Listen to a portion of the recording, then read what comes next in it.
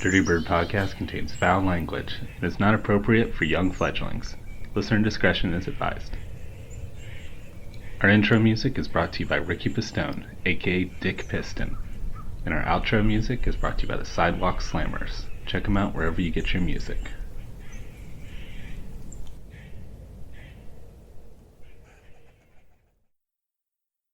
Are you looking for a podcast today with ornithology and humor you crave? Well, I know all these guys and it's birds they like. It's Dirty Bird, yeah, they're just a couple guys who really like birds. It's Dirty Bird, yeah, they're pretty dirty, but they really like birds.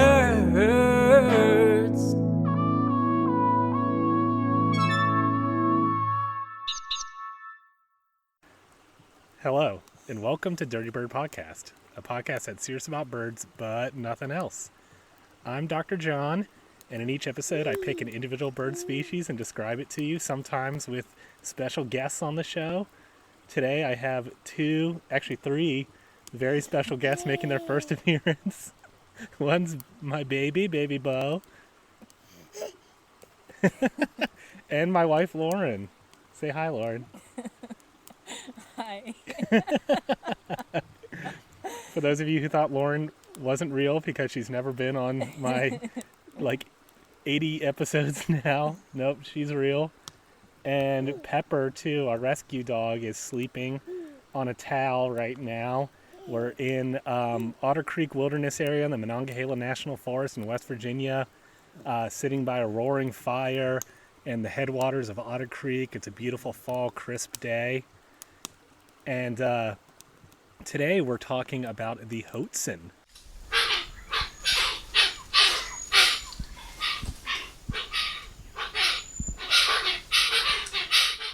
I got some special shout outs to do and everything before I enter, the episode in earnest, but Lauren isn't going to stay the whole episode with me. She and Bo are going to go off on a little nice hike in the woods while I sit here and record.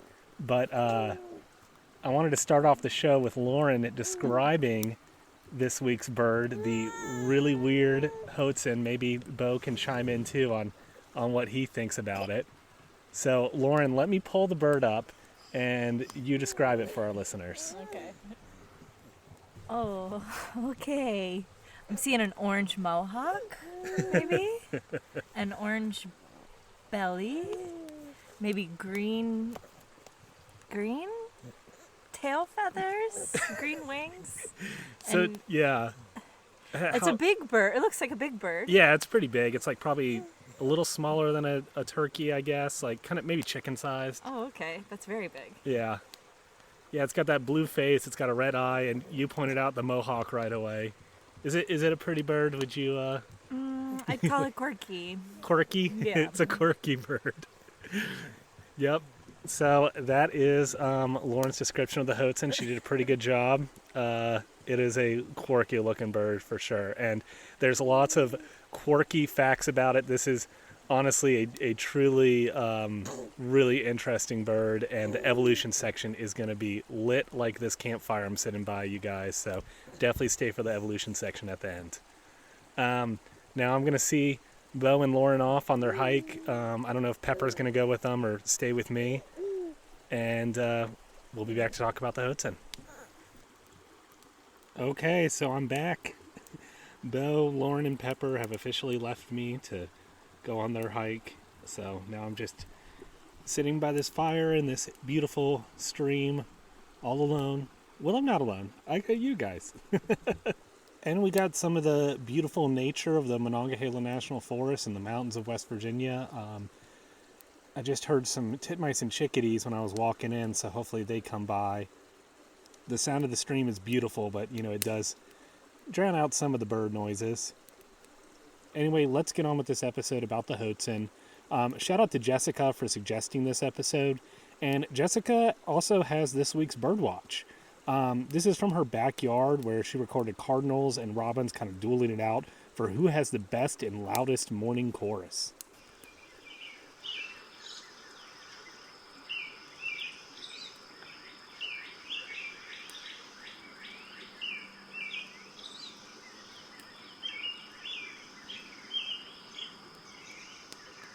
Love it. Thank you, Jessica. And everybody, please send me your bird watches. Send me, just a cool bird story, your thoughts about a bird or an episode or, a recording of the birds around your neck of the woods, Just love to play it on the show. Also, a couple other quick shout outs. Shout out to Moira. I had mentioned her on a episode a while back, and she wrote in again, and I made a little Instagram post. She sent me her Junior National Audubon Society member pin that she dug up from, 50, 60 years old, but it's super cool. Shout out to Fernando, and also shout out to the Moran family for all writing in recently and claiming some free stickers. And also shout out to Adrian, too.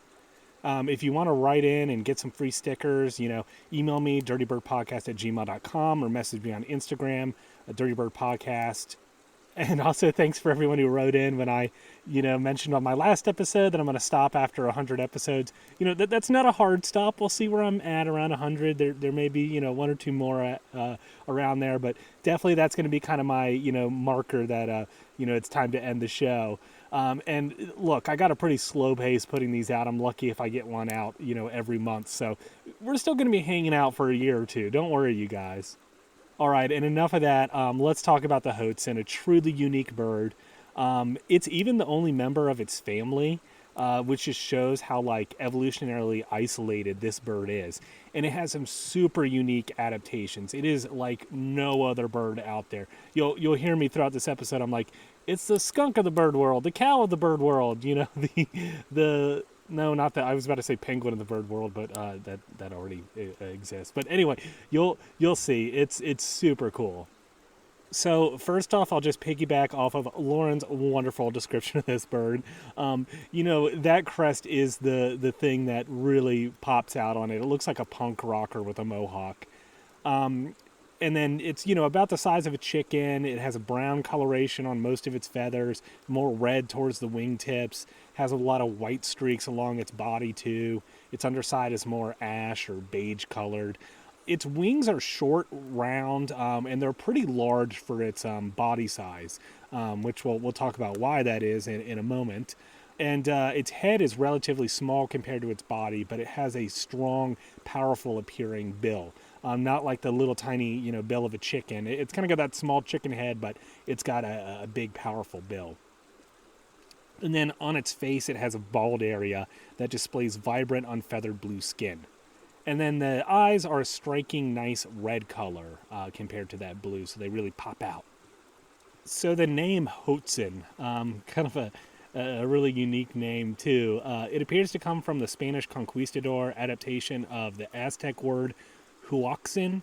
Unclear if this was an imitation of the Hoatzin's call or actually just referred to an entirely different bird.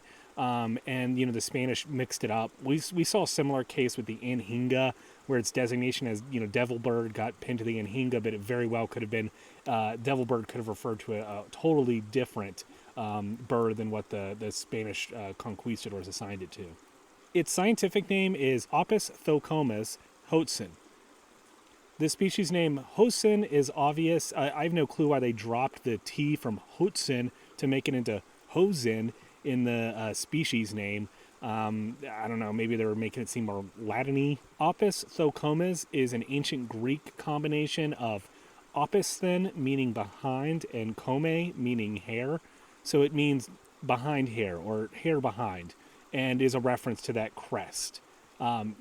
Just a super cool hairdo, unmistakable on this bird. It also has some other names too, some other common names. Shancho appears to be a Peruvian name for the Hoatzin, and on the plains of Los Llanos in Venezuela and Colombia, it is known as chenchena. I could not find direct translations of what these words mean. Maybe some of my Spanish-speaking and South American listeners can help out. In Venezuela, it's also known as guacharaca de agua, which appears to mean loudmouth or rattler of the water. And then it's also called the stink bird or the skunk bird, and we'll talk about how it got that moniker in a moment. To go back to it being the loudmouth of the water, the guacharaca de agua, it's not a songbird, so it lacks a syrinx. It can't make those nice vocalizations, like songbirds make, the songs. Mostly it just makes a collection of wheezes, grunts, and hoots.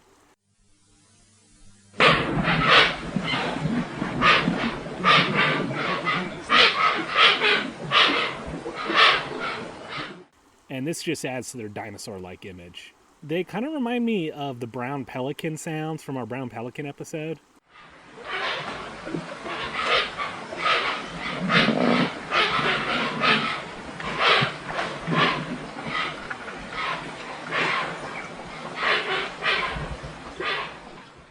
When they get together in a group, they can get particularly noisy and really sound like a bunch of pterodactyls.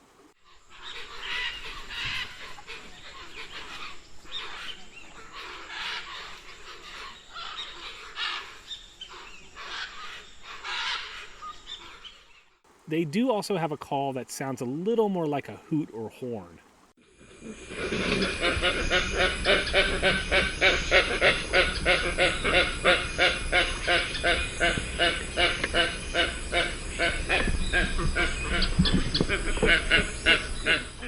Hoatzins live in lowland river basins of the Orinoco and Amazon River in South America. Populations are sedentary. They do not migrate, but mostly stay within the same wet, vegetation-filled environments their whole life. They can be found along riverbanks, oxbow lakes, and slow-moving streams. Often seen amongst mangroves feeding and, hopping in the dense vegetation of the mangroves. Occasionally, a Hoatzin does get adventurous and wander off. In July of 2011, a Hoatzin was found up in the Andes Mountains of Venezuela at a height of 1,448 meters. This individual spotted again in 2013 and looked pretty worn out. After that, it was heard again, but never seen again. This poor dude just kind of wandered off into the mountains and, pretty much lived off his last couple years alone. This is very strange because they are very sedentary and they're poor flyers. You almost always see them perched in trees, rarely see them in flight.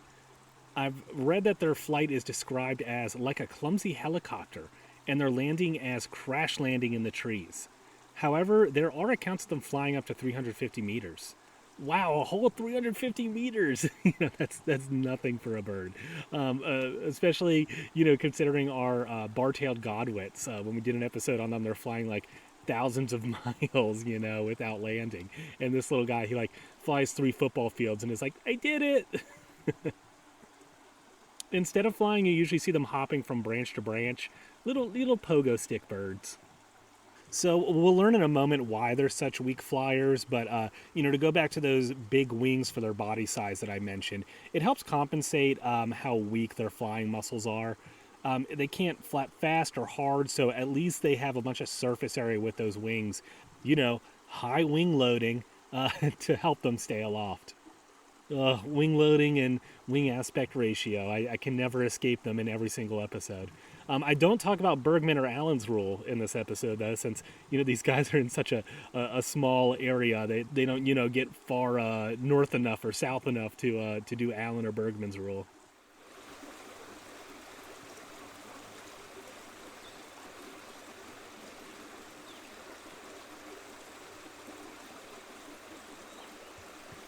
And I hope the mic is picking it up over the little mini waterfall on the stream that I'm sitting next to, but there's a blue-headed vireo singing.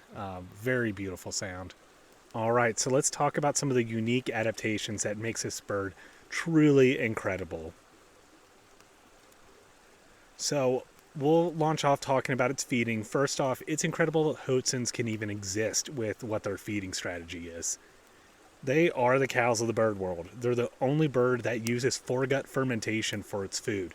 Similar to the mammals called ruminants, think of sheep, cows, goats. In fact, the stomach contents even smell like cow manure, apparently.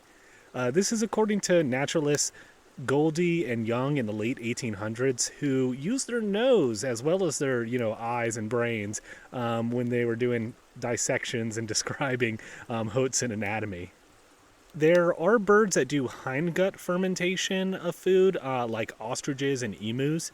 However, because, this fermentation occurs on the hindgut, basically their large intestine, they end up shitting out most of their nutrients. The bacteria fermentation, basically, what it is bacteria or yeast, like microbes, breaking down food into its more basic components. And, that either transforms it into, something else, like, fermentation of grain into alcohol, or it breaks it down into like simpler, sugars that are more easily digestible. But anyway, these hindgut fermenters, ostriches and emus, it's happening in their large intestine. All the large intestine can really do is absorb water. It can't really absorb nutrients the way the foregut or the way the small intestine can. So they shit out these nutrients, and then they just have to eat their shit to then be able to absorb those nutrients. That strategy wouldn't work with the Hoatzin. It's up in the treetops above the forest floor of the Amazon or above bodies of water. So, when it shits, it falls down and it can't go down and eat its shit. You'll notice all those foregut fermenters I just mentioned, sheep, goats, cows, they're pretty large mammals. And that's because fermentation takes a considerable investment in order to pay off. Like, think about a brewery. They got those giant, tubs to ferment the beer in. Animals have to consume large amounts of plant matter and retain it in their guts for a long time, and, invest energy into that. The Hoatzin is just a little 700-gram bird, the size of a chicken. So it's quite the feat that it's able to ferment, and we'll talk about how their body has adapted to become a perfect little microbrewery. But before we talk about, the microbrew, let me just point out how much energy, the Hoatzin needs. This isn't just a cow standing in a field all day, really doing nothing but chewing cud. Hoatzins are flying, climbing, swimming, hopping. They're just burning a lot of calories throughout the day.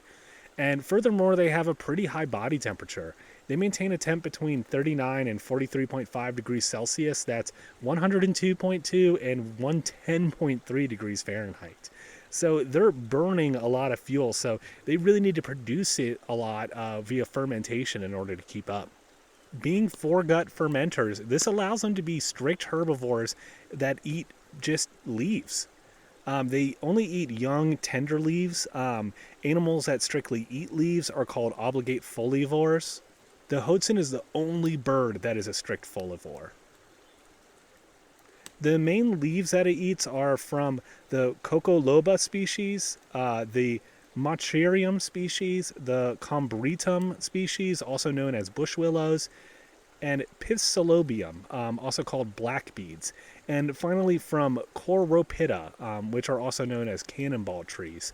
I read somewhere that these make up around 70% of its diet, just these couple of species. So it definitely has a preference in its leaves. Its bill has jaw muscles that are uniquely adapted for tearing off and chewing leaves. Yes, this bird does kind of chew. It's not like a cow, chewing its cud side to side. With birds, with their bills, they're really not designed to chew, just bite off and swallow. But the Hoatzin is able to do some front to back motion with its bill too, to kind of start breaking stuff down. And then really the stomach is where things break down, and we'll talk about that. It also has a schizognathous palate, kind of like schizophrenia, schizognathus. It means that its palate is actually split, and this allows it to open up for a bigger mouth. Think about, those creatures, what are they, the Demogorgons in Stranger Things, how their mouth opens up like that. I mean, the Hoatzin's not doing that, but because its palate is split, the bones can kind of move apart from each other and allow just a bigger bite. And while birds don't have teeth, except for those extinct ones I've mentioned a couple times on the show and want to do a whole episode just on them, Hoatzins do have some structures within their bill that act like teeth. The upper part of their mouth, the palate, is covered in 4 ridges that are coated with hard keratinized cells. These help to act like 4 big rows of teeth. They also have special ridges on the edges of their upper and lower beak that are orientated in such a way to act like scissor blades when it grips leaves between them. These ridges on the bill have actually been proposed to be akin to mammalian lips. So the Hoatzin is sort of like a bird with lips. That sounds terrifying. Well, that vireo moved a little closer. And then I hope you hear that twittering. We got like a mixed flock of some chickadees and some kinglets right over us right now, which is nice. I actually recorded my kinglet episode out here in Otter Creek in the middle of winter and snow, and I sat beneath a hemlock tree. It's a pretty good episode. Check it out. I recorded my song sparrow episode out here too. Anyway, the muscles of the Hoatzin jaw are very well developed, and also they have a very muscular tongue too. So, like I said, unlike most birds that just peck and swallow, the Hoatzin does perform a lot of manipulation of the leaves within its mouth to split them apart before swallowing them. This is, similar to a cow chewing its cud. The Hoatzin is kind of chewing, starting to break down its food. Fermentation, it's all about surface area. You have to have the food really ground up so that the bacteria can just attack it from all angles. The leaf breakdown does not stop there, though. Next, the swallowed leaves go to its crop. The crop and foregut are enlarged and contain symbiotic bacteria that ferment its plant-based diet so that the Hoatzin is able to digest and extract nutrients from them. So you probably know from listening to the show, the crop is a gut structure present in a lot of especially seed and plant matter eating birds. It helps them break up food and also to store it. Some bird species even swallow rocks to help them grind up food inside their crop. The Hoatzin doesn't appear to swallow rocks, at least from what I read. Instead, it relies on those bacteria and some really strong muscles in the foregut. They actually form big ridges within the crop that grind up the food. In fact, its foregut is so enlarged and muscled that it takes up a large part of its thoracic cavity. And the Hoatzin has to compensate by this by having reduced pectoral muscles. Those are the muscles that are important for flight. 77% of the Hoatzin's entire digestive system is dedicated to the foregut. And when full of plant material, the foregut makes up 20% of its mass. That's like, a 150-pound human having a stomach that weighs 30 pounds after eating a meal. I mean, that's me after going to a buffet, but I mean, this is a lot. This bird, when it eats, like, that stomach is full. Their long tail is actually important to counterbalance and offset their stomachs when perched in trees. So, like, they'll hold their long tail out straight to counterbalance their heavy stomach to keep them from just, like, pitching forward that their stomach's so full. The foregut contains a special brew of bacteria and enzymes that help it ferment and pull maximum nutrition from leaves. All vertebrate life form lack the enzyme necessary to digest cellulose, the tough molecule that makes up cell walls in plants. In order to get energy from the carbohydrates that makes up the plant structure, vertebrates need help from bacteria, and that's what fermentation is in ruminants. They have bacteria that help them break down cellulose. The Hoatzin gut contains 40 different phylum of bacteria in comparison to the human gut that has 14 different phyla. So it just has a whole smorgasbord of bacteria in there to help it break stuff down. Several of these bacteria phyla, such as the Lentis ferae and the Verruca microbia, are known to be involved in plant cell wall degradation. And another phyla found in Hoatzin, the Spirochates, are also found in termite hindguts. So they share bacteria with termites, which is really cool. And actually the bacteria found in Hoatzins seem more specialized for breaking down hemicellulose rather than true cellulose. That's why the Hoatzin specializes in feeding on young tender leaves that have thin cell walls. They're not like crunching up sticks or anything like that. They, breaking down plant cell walls, I mean, that's a feat in itself, but they got to take it easy on their guts in order to do it. And it's not just bacteria in their guts. It's a whole multicultural, see what I did there? Like bacteria culture. A whole multicultural community of microscopic life within the Hoatzin stomach. There are bacteria only found within Hoatzin stomachs. There's also a plethora of archaea, protozoa, and fungi. Interesting, those protozoa are all flagellated. Apparently this is a thing for protozoa in like cellulose digesting animals. They're flagellated, meaning, they have that little tail on them like sperm do, and they're swimming around the stomach, I guess, munching on cellulose. Another fascinating fact is that these microbes are passed down in the Hoatzin from parents to their offsprings when they do regurgitation feeds. Sort of gross, but also so cool. I mean, everyone talks about gut health and, the microbiome in people. And, us humans, we do get some microflora from our parents, especially during like a vaginal birth. But a lot comes from our environment. But, in Hoatzins, they have these special bacteria in these guts. Like, they're not going to be able to get them from their environment. So, passing down these bacteria, it's like a family heirloom. Here, son, take the family bacteria. So they're passed down through the generations.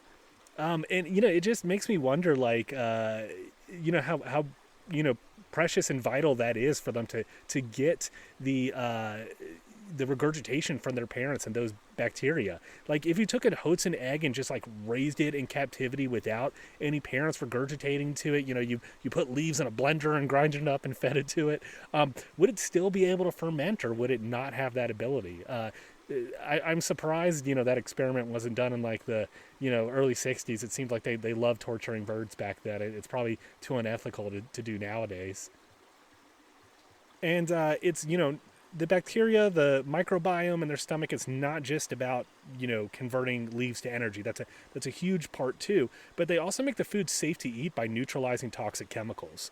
Particularly noxious chemicals that are often found in leaves are phenols and tannins. So they help to neutralize those and keep the Hoatzin from getting sick.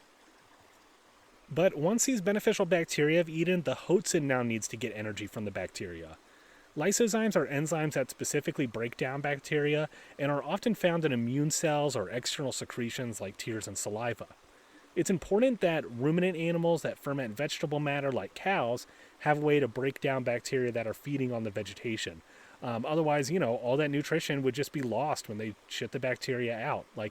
So the bacteria, they're not doing this to help the Hoatzin. They're kind of, helping themselves. They're breaking down the cellulose. They're eating in there. They're absorbing nutrients and everything. Then like a mobster shaking someone down for their cut, they're like, come on, where's my nutrients? The animal then has to break up the bacteria to kill the bacteria to get the nutrients from it. So, in mammals, they have this lysozyme that will break down bacteria for them. Hoatzins also have a stomach lysozyme that performs similarly to the stomach lysozymes found in ruminant mammals. However, it evolved from a completely independent evolutionary process. Another feeding fact is all this digestion takes a really long time, and it also really bloats up the Hoatzins. After large feeds, they are pretty lazy and can just be seen lounging in treetops for hours. They even rest their heavy bellies on tree branches, causing visible calluses to form on their chest walls. And I mean it when I say it takes a long time for this digestion. Experiments with plastic beads to see how long they remain in the Hoatzin digestive system have found that they can be retained up to 43 hours. That's an insanely long retention time for a bird. Remember in our cedar waxwing episode that basically waxwings, they can eat a berry and then shit it back out within minutes. But holding on to food for a long amount of time in the Hoatzin is important to give the bacteria time to ferment it. And one last feeding fact that I know any kids listening to this, I hope with your parents' permission, I've said shit a lot in this episode. I know what they'll love about this bird is it is definitely the most fartiest, burpiest, bird in the world. It's got the farts, it's got the burps. In fact, the reason why it's known as the stink bird or skunk bird is because of those burps and farts. It has a foul odor and reportedly also tastes foul too. Its meat tastes foul. I don't even think John James Audubon would want to eat this bird. But I would love if he did and then wrote the bird, its tenderized meat tastes of flatulence of the most foul quality. This foul odor also helps to deter predators, including humans, from consuming it. So dude, this bird, it just evolved everything. It's oh, yep, I can eat leaves. Oh, there's some blue jays.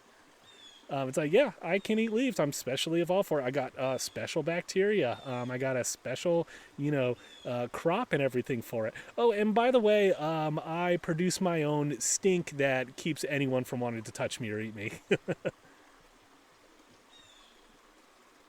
Just like cows that fart out smelly methane, from their gassy fermentation, that's what's going on in the Hoatzin. Like, while it's fermenting, those bacteria are just producing tons and tons of gas, and it's got to come out some way, so it's just burping and farting up a storm. It's like so bad that it clings to its feathers and flesh. Like, come on, that's a bad one, the one that sticks around like that on you. And like, I wonder, are they like the silent but deadly type, or are they loud and announcing it? I'll have to go on a bird tour and observe them in person. All right, so that's the amazing feeding section. Let's talk about their breeding. They are cooperative breeders. This is also a pretty rare behavior in the bird world. They'll build their nests close to bodies of water, such as rivers and lakes. They rely on that swampy, wet terrain to help reduce, predation and make their nests difficult for predators to access. Their nesting colony is usually composed of a single breeding pair and up to 6 non-breeding birds that help incubate the eggs and defend the nesting site from predators. They also help feed the nestlings too. These non-breeding individuals are usually offspring of the breeding pair, and their participation in helping to raise the chicks sort of gives them the trial run to learn the ropes of parenting. We saw similar behavior to this in our brown-headed nuthatch episode. They also do a similar behavior to this, but this is, totally out of the ordinary for bird species. Looking at those non-breeding participants, it appears that Hoatzins are mama's boys. It's more likely that the males will stick around as non-breeder nest helpers, while females are more likely to disperse to just, start families of their own. Hoatzins take up to 3 years to reach sexual maturity, so, for the first 3 years of their life, they very well may be just sticking around the nest colony and helping out mom and dad. Hoatzins coincide their breeding with the rainy season. This is for 2 reasons. One is that all the rain promotes the growth of fresh new leaves for them to feed their young, and the other is that it helps swell the streams, rivers, and lakes that their nests are over top. The water underneath the nest also provides a quick getaway for chicks. If a predator does happen to threaten the nest, chicks will actually leap out of the nest into the water to escape. They're capable of doing this within days of hatching. They are surprisingly strong, vigorous swimmers.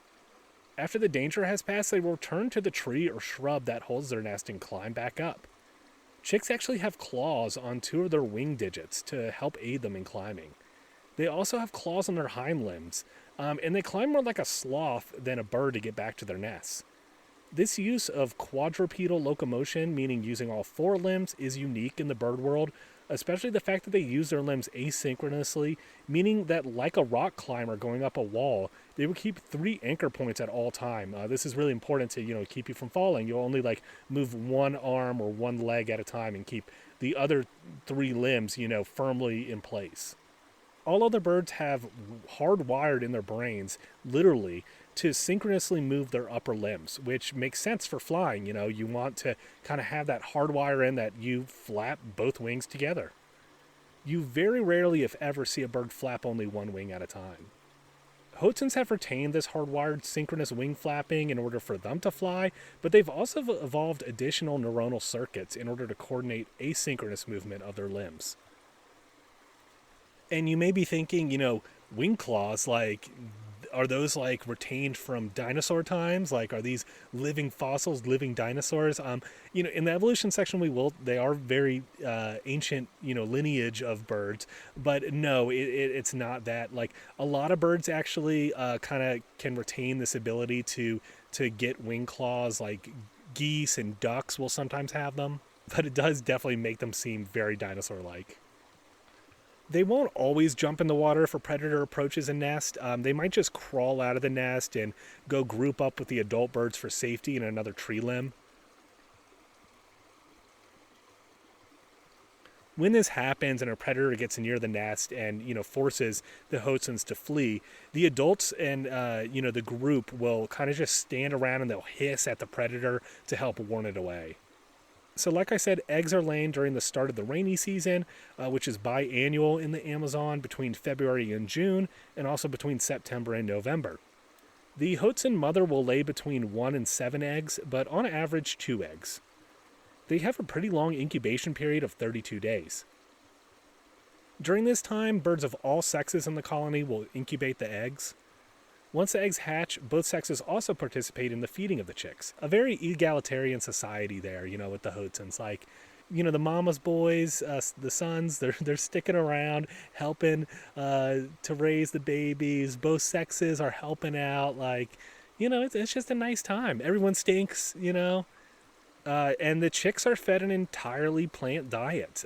This is really rare. Most chicks, even those of strict vegetarian parents, will still receive insects as food when they're chicks.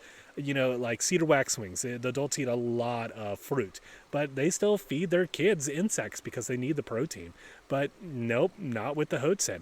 The only other bird I think that we've seen this in is the oil bird. Check out that episode. Their chicks are also fed like entirely vegetarian diet, but it's fruit. And yeah, like I said earlier, the parents will regurgitate their fermented stomach concoction leaf juice into the mouth of their nestlings. It's the grossest kombucha ever.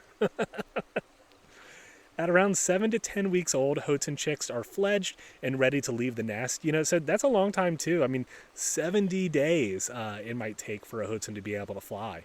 But, I guess living in the tropics, there's not like a big rush, birds in more temperate climates. There's the changing of the seasons. They got to get ready for winter. They got to kind of rush things. But I guess, you're in the rainforest, there's 2 rainy seasons a year, but, that's about it for as things change. And you just, you can chill up in the trees as long as you want.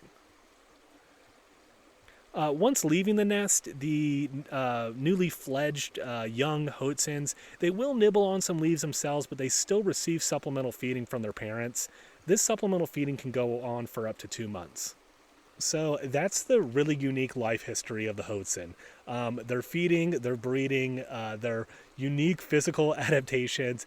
So cool. Like, I felt like when I was researching this bird, there's just one after another thing. I'm like, what? Like, they have this? So let's go into the conservation, disease, threat section about the Hoatzin. So I read a study done in Venezuela in 2019. It found 2 different species of avian malaria parasites belonging to the genus Plasmodium infecting the blood of 3 Hoatzin individuals sampled there. Just like in humans where there's multiple types of malaria, there's multiple different types of avian malaria that infects birds also. So this is just 2 of them that infect Hoatzins. Studies of their feathers have shown the usual feather lice and mites common to all birds. However, they also host a feather mite called Calamicoptes hoatzinus, and it's found only on Hoatzins. So nice, they got their own little mite. As far as predators, the only predators of adult Hoatzins are birds of prey like hawks and rarely snakes. Juveniles and nestlings are, of course, at more risk to predators.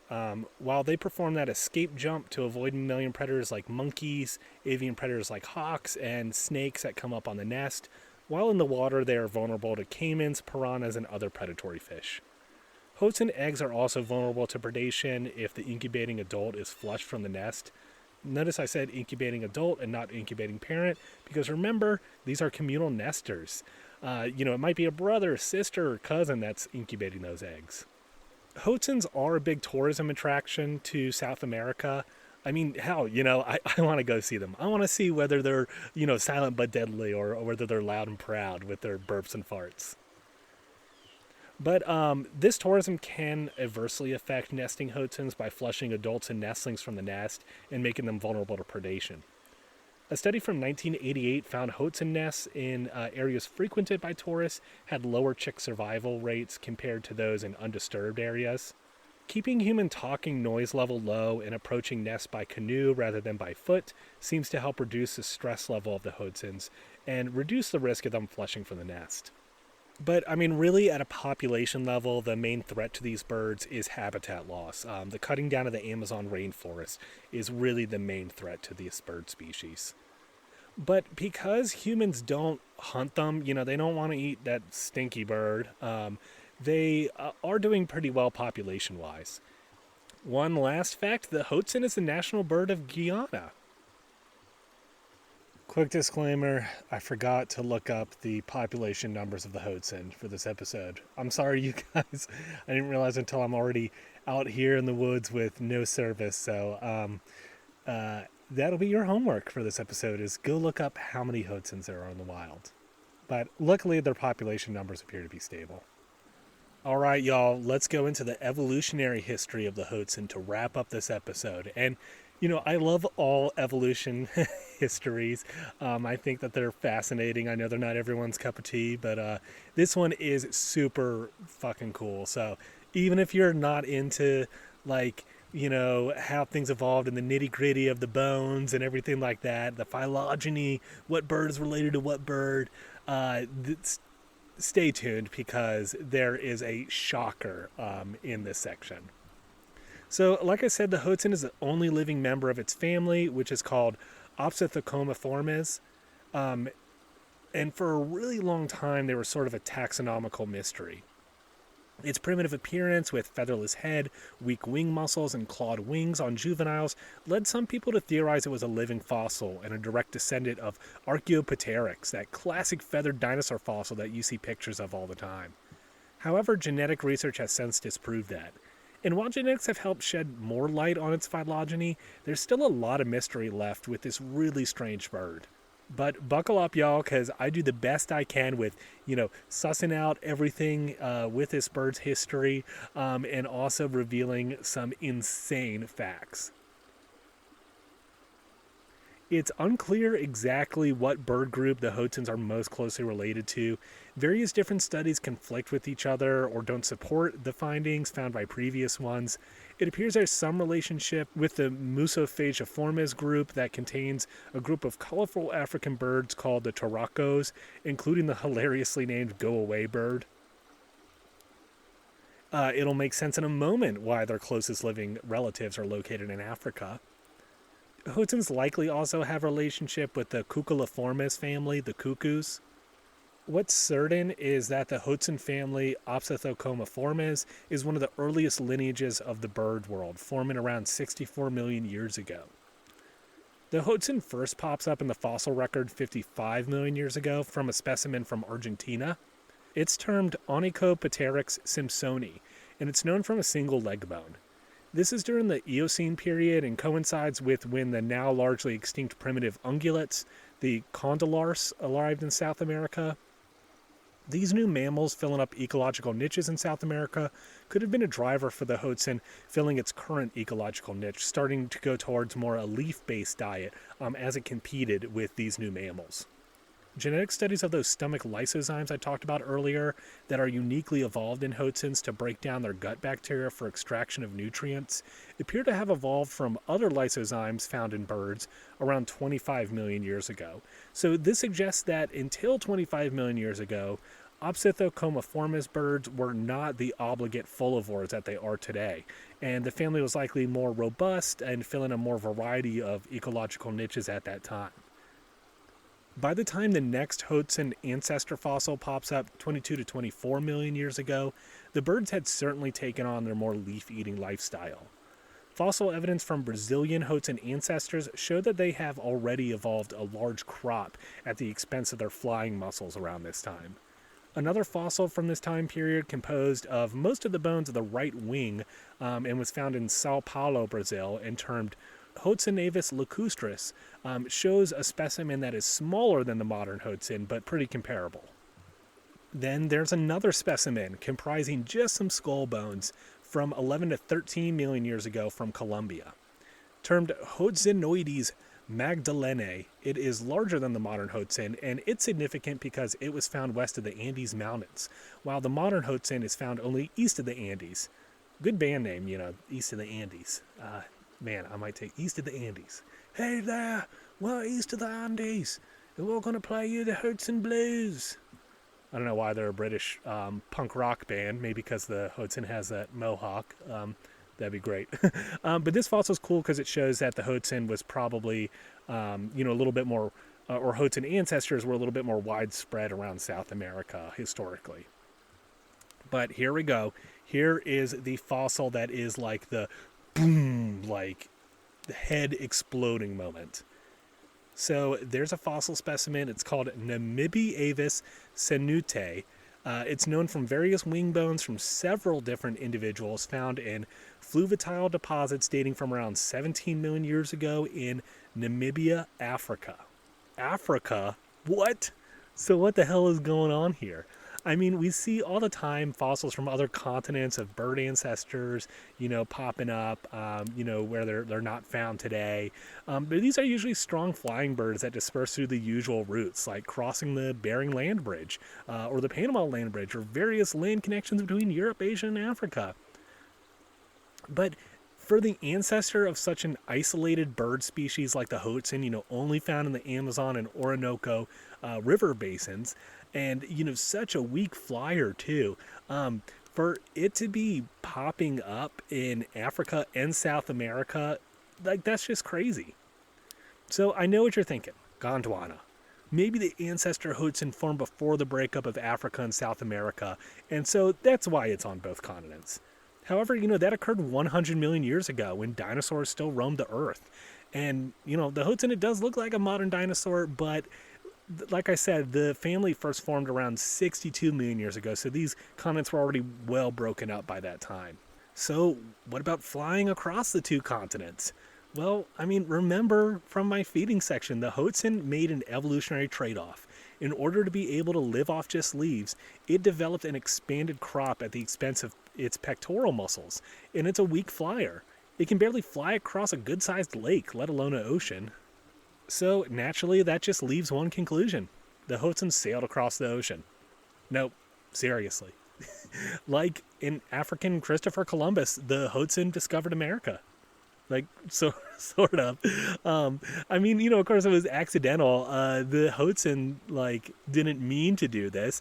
But basically what likely happened is that an Hoatzin ancestor first evolved in Africa in a similar ecological role that it has today. A leaf-eating, riverside-dwelling bird. Now, what do rivers do periodically? They flood. During one of these floods, a huge amount of plant matter was washed out of the river into the ocean and amongst all the trees and sticks and leaves, where a couple of Hoatzins floated along with it. This vegetation may well have held a couple of trees in full foliage that acted like sails to help spread that mat across the ocean. After overcoming their seasickness, the Hoatzins realized that they were entirely provisioned for their journey. Their ship was their food. The very vegetation mat that the Hoatzins floated on also provided leaves for their food, allowing them to survive the more than 1,000-kilometer journey across the ocean. Studies of ocean currents and the prevailing winds during this time period support a journey west via floating raft was possible. And similar events like this are still happening today. In 2015, during Hurricane Marilyn, 15 iguanas were swept out to sea from Guatemala and clung to uprooted trees. For 3 weeks, they drifted across the Caribbean Sea until colonizing the island of Anguilla. Further supporting this theory is various other proto-Hoatzin fossils that have turned up in Kenya and France, dating anywhere from 15 million years ago to 34 million years ago, respectively. And as further proof, it's possible there's various other species like monkeys, skinks, geckos, and the ancestors of guinea pigs, chinchillas, and capybaras that likely spread via vegetation mats from Africa to South America. It's just insane to me. I don't know how I never knew about this before, that there was a whole vegetation mat flotilla floating from Africa to South America, tens of millions of years ago that helped transport species. And again, this is an area of ongoing research, and there's a lot of stuff we still don't know, obviously.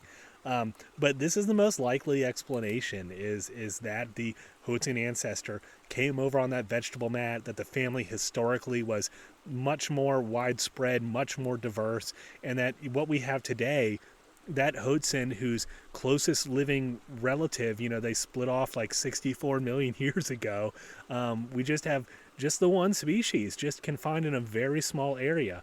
And I mean, that just reiterates how important it is to preserve the Amazon rainforest, because you have creatures like this that are just so unique.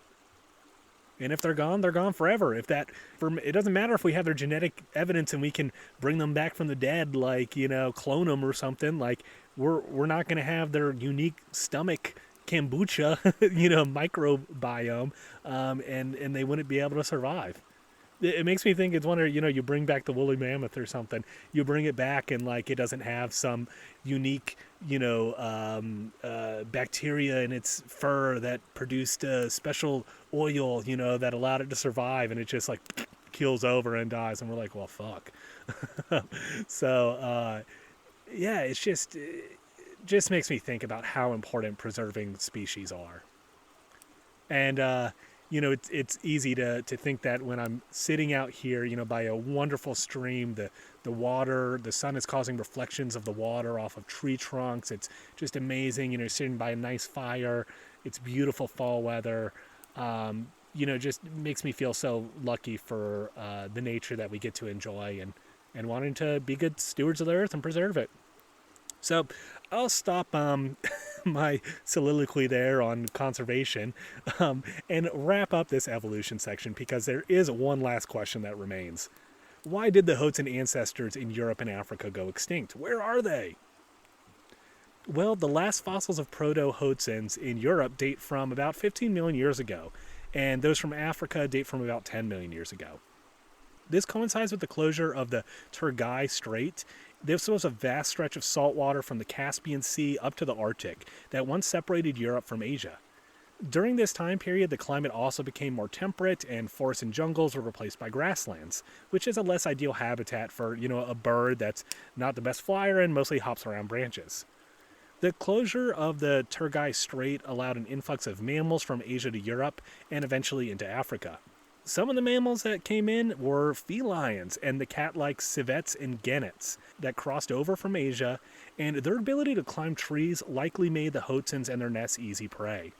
Proto-Hoatzins were not the only animal to go extinct in Europe and Africa during this period. In fact, it was a mini-mass extinction event termed the Grande Coupure, or Grand Cut, and also called the Eocene-Oligocene extinction event. But I like Grand Cut better. That just sounds pretty epic. Yeah, cats, Grand Cut. And, a lot of species went extinct during this time, including all primates in Europe. So that was a fun episode, like everywhere from, their description down to the evolution. It was fun having Bo and Lauren on the show. Pepper was there. Usually she gives some howls, but she wasn't feeling it. She was a little too busy sniffing and, hanging out on the forest floor. But everyone, thank you so much for writing in. You guys are what keeps me doing the show. If you like learning about birds, let me know. I'll send you stickers. I'm down to have fun with, these last episodes. So I'm going to do suggest episodes you want me to do. We could do like prize giveaways. We could do all kinds of fun stuff. So I love the participation from my listeners too in the show. But thanks for listening. And as always, stay dirty, fellow birdies. Dirty Bird Podcast is brought to you by me, John, with my rotating panel of guests and co-hosts. Thanks for being on the show, everybody. The Dirty Bird theme song is by Ricky Pistone. Check out his groovy and hilarious music videos on YouTube. The outro music you're listening to right now is a song New York Redneck by the Sidewalk Slammers. Check them out wherever you get your music. The Dirty Bird Podcast logo is by the very talented TJ Ranoski. And of course, a shout out to my beautiful wife, Lauren, who created my original logo. Check out the show notes for this episode for a full list of credits for any bird calls or sounds used in the episode. Thanks for listening.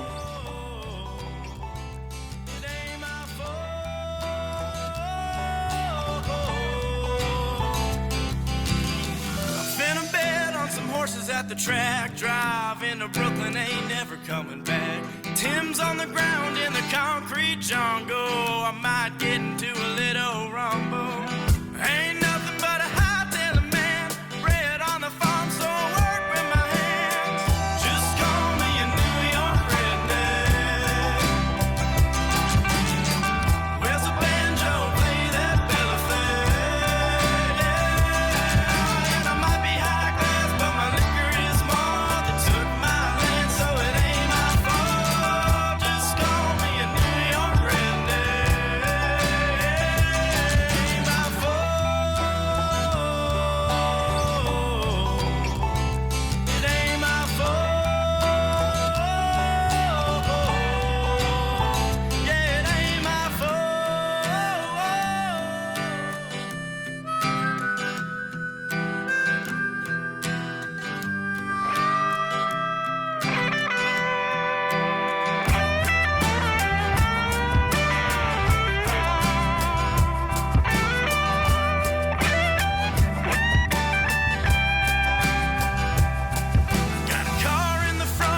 truck in the back, and I like the New York Mets and my cowboy hats.